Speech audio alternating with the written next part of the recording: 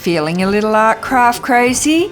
Hi, I'm Donna from Art Craft Crazy, and today I'm going to show you how to store cardstock paper scraps.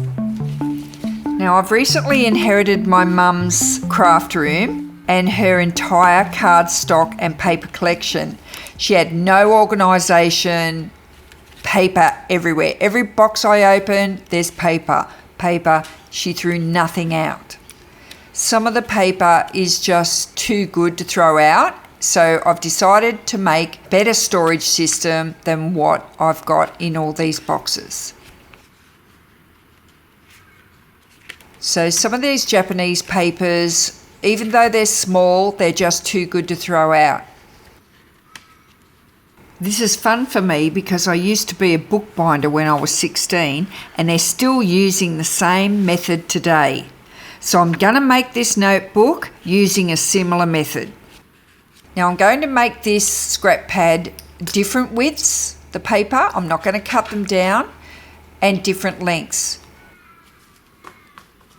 Cut a piece of chipboard for the backing. Put your scrap papers in the middle and a cover sheet on the top. Loosely tap them down so they're all level and clamp them together.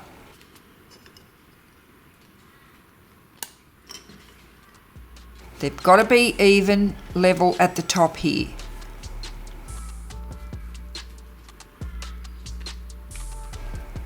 I'm using a cloth tape, is all I could get here in Australia. It's also known as duct tape. It's quite sticky and you need something that is very, very sticky. And that's what makes this method work so well. So cut off a piece wider than your scrap notepad. I fold it in half this way so that I get a sort of half at the front and half at the back. Stick it on the front and push it down.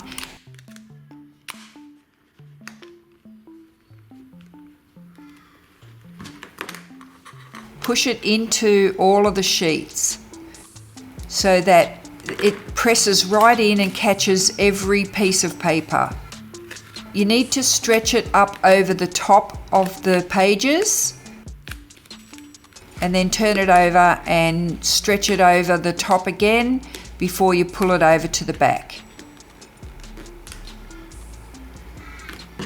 Use your bone folder to press the tape into all the sheets of paper.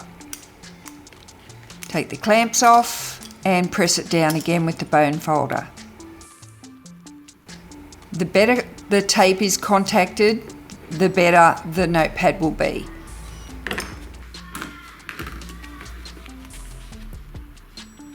When you figure out a way with the right angle to get in here and cut this tape off, I come in now under the notepad and just cut it off level. Turn the notepad over and cut off the other side. Use your fingernail to split the tape.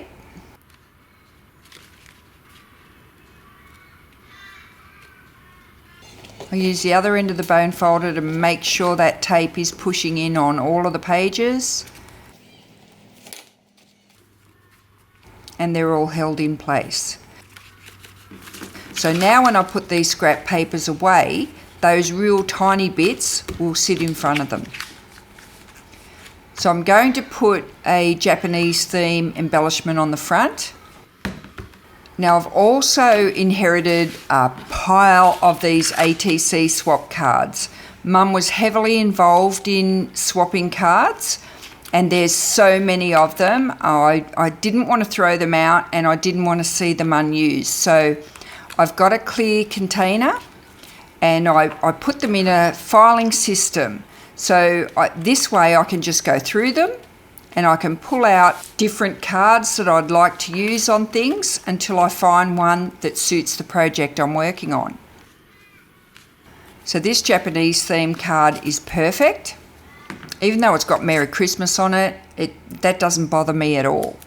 It just needs a background to go behind it and it just looks a lot better with that black border. So I'm just going to tape it down and then tape it onto the front of the notepad. So using double-sided tape, tape the ATC card to the background, and then the double-sided tape again to the front of the scrap pad.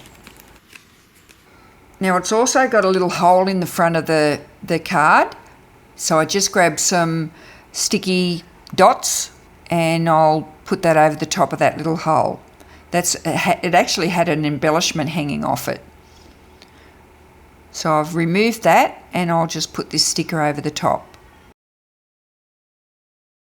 So now I know that the Japanese scrap paper is in this scrap paper notepad.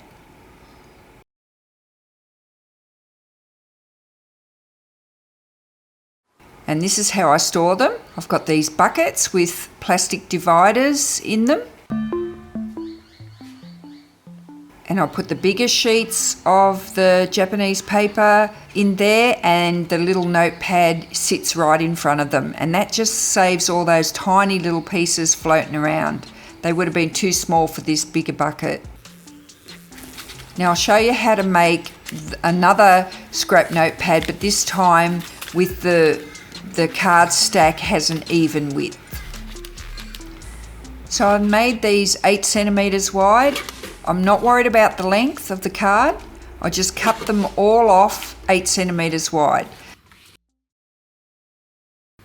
Now the only reason I'm chopping off the top and the bottom of that one is because it wasn't square. Cut your backing sheet again, put your scrap paper in the middle and your front sheet on. Do the same as I showed you with the first one, loosely tap it on the table so they all fall down. Clamp them, and that becomes the top of your scrap notebook, and tape it up. I also put a bit of washi tape on this one because there was only black and white duct tape available where I picked mine up from. They didn't have any really nice colours, so I thought I'd just get black and white, and if I put washi tape over the top, that'll give me a nice decorative colour. You can see Mum had already done some embossing on some of this cardstock, so I really wanted to keep it, and I know I can use it later on. Now I've made it into a scrap notebook, I'll be sure to use it. I'm Donna from Art Craft Crazy. Thanks for watching, and bye for now.